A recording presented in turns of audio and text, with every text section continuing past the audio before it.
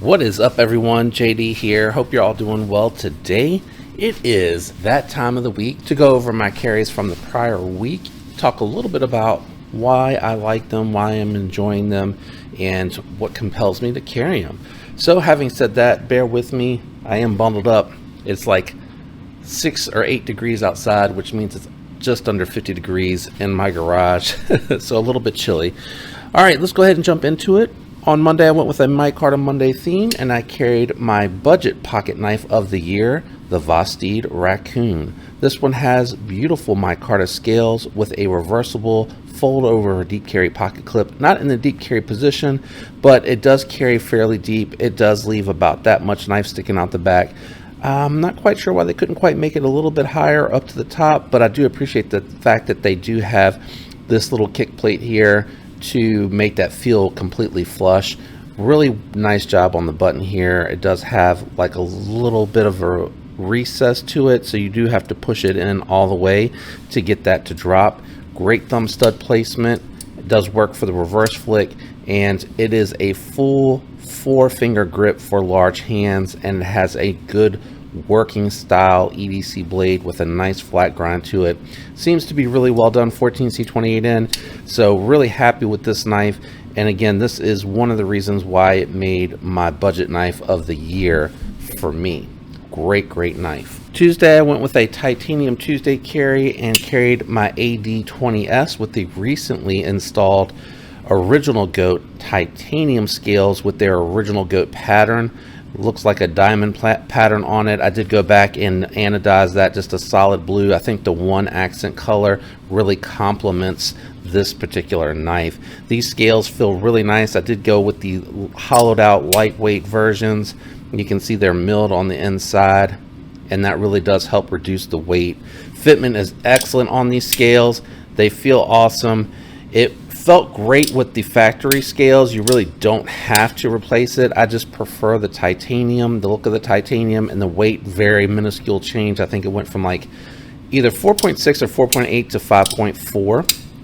So very minimal, but it does still feel really good. And everything that you like about the AD 20.5 is all here in the AD 20 lineup. Even if you're getting the 20S, the Shark Lock works really good. Very fidgetable knife, very well made. The S45EN has a beautiful stone wash on it. Looks really good. Came with a nice edge from the factory, and I'm just really happy that I was able to pick one of these up. Just a phenomenal knife, and you get a really good sense of the difference in the size, because while this is a full hand grip, this is definitely more a full-sized knife. All right, going to Wednesday, we went with a Wharncliffe Wednesday theme and my recently acquired Penguin Plus from Traditional Pocket Knives. This is an exclusive if you like this jigged titanium look. Milled titanium pocket clip on here as well, as opposed to the wire pocket clip that was on the regular Penguin Plus. And then this one is coming in M390. Very awesome. I'm waiting for a set of Rocket Glide skiffs to come in, because this one, being that it is thinner, these are thinner bearings on the inside. So I did have to use their tool to kind of measure up what bearings I needed so that I can get that correct bearing in the pivot. It is a little tight right now. I'm trying to break it in because I did do the disassembly, which will be coming up. A review and disassembly for this will be coming up to talk about some of the differences on the knife. I did have to crank down on the pivot a little bit with the Loctite to get that to stop backing out, because when I went to reinstall it with the Loctite, even though I did let it sit, it still wanted to back out, and now it's starting to break back in again, or break in, I guess, because it's new. But this is just a great knife. Really awesome ergos, especially if you felt like the Penguin was just a little too small. This gives you exactly 4-finger grip. This is a relaxed position, and then if I try to squeeze up and tighten up in there, I do have a little bit left over, but it's nice to be able to hold this relaxed. Now, it is a thinner profile, so it's not going to be as hand-filling, but the fact that it is the length that I need or want for my size hand, I really do appreciate that. It has a great edge from the factory, really nice done flat grind that almost goes the full length of the blade, and it, again, just a great utility shape if you're doing your draw cuts, push cuts. All of that stuff works great. Awesome access to the lock bar. check out my review for the Penguin Plus. It'll get you most of the way there. There's just some differences with the jigged and the milled titanium pocket clip from the original, but this is definitely an awesome knife, and I'm so glad that Traditional Pocket Knives did that exclusive. Just really love that. It's an awesome knife. On Thursday, I went with Thumb Stud Thursday, and I carried the Zon. I'm not going to spend too much time on the Zon. This one here, it makes it pretty regularly into my carry. I can't go a full week without it. I love this knife. Such a great knife. And this knife here is really what kind of changed my mind about Tontos. They really do have a great functional purpose, not just aesthetically looking good, but again, those draw cuts and those detailed cuts that you need to do out on the tip. This gives you a lot of options with that I really didn't appreciate before I picked this one up.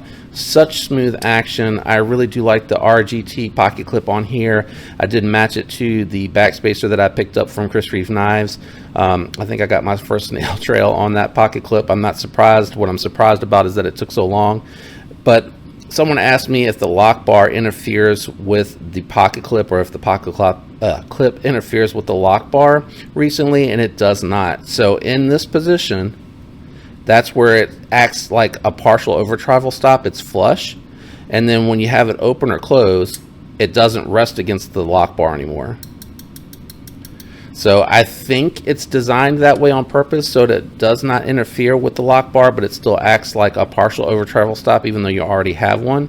But it doesn't sit flush until you have it off of the blade and on the detemp ball.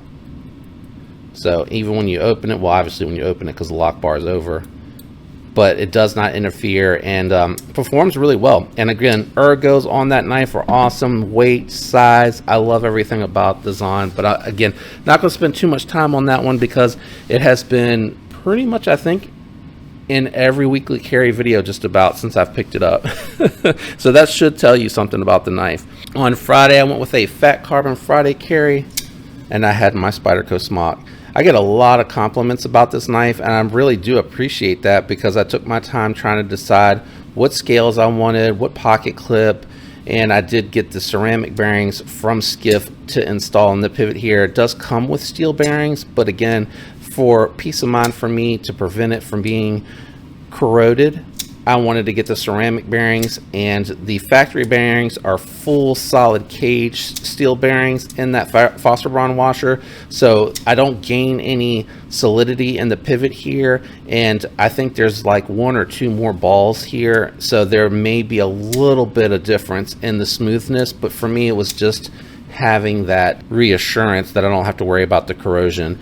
These are the carbidized scales. I asked him not only to remove the speed holes here, but I asked him to remove the lanyard hole as well. I really just think it looks better overall because it's much cleaner. I don't use a lanyard, and when it's a full 4-finger knife with extra room off the back and it keeps you away from that sharpening choil, you can use that as a detail choil. You can probably get almost up to the first knuckle, but it does get you really close to that blade's edge. So I wouldn't call that a true forward finger choil, but again, I don't use it that way. I use it like this. I don't see the purpose for a lanyard hole for something like this unless you want it to pull it out of the pocket if you have gloves, or if it's just for decoration purposes. But this is such a great knife because it takes the compression lock, and from the factory it puts a little button on it, which makes it very easy to operate ambidextrously. And actually I think it operates even better left-handed because I use my middle finger, but I feel like that finger is easier to find than it is with the thumb. The thumb, I find that I have to get to it and then come over it. So not that it doesn't work, but it does work. And initially I kind of said I wish they had some jimping here. I think I still wish that it had a little bit of jimping similar to what they have here on that button, on that flipper tab, because I think it would work better. But because it's meant to be light switched, it works really well. And I do love that they kept it low profile. It keeps the lines really clean on this particular knife. But this is such a great knife, and I love M4 blade steel. It performs really well, holds an edge a long time, and that coating is held up really well, and I like that a lot. But let me know what you think about my carries. Let me know what you've been carrying that you're enjoying here recently that you really love, or any thoughts on any of the knives here on the table. I'd love to hear them. Or if you have questions, I don't mind answering them. I love the interaction. If you enjoyed today's video, do me a favor, leave a like. If you're not subscribed, consider subscribing. I'd love to have you follow along. Thanks to everyone out there that regularly leaves likes and comments. I appreciate each and every one of you. I love you guys. I hope you have a fantastic week, and until next time, peace.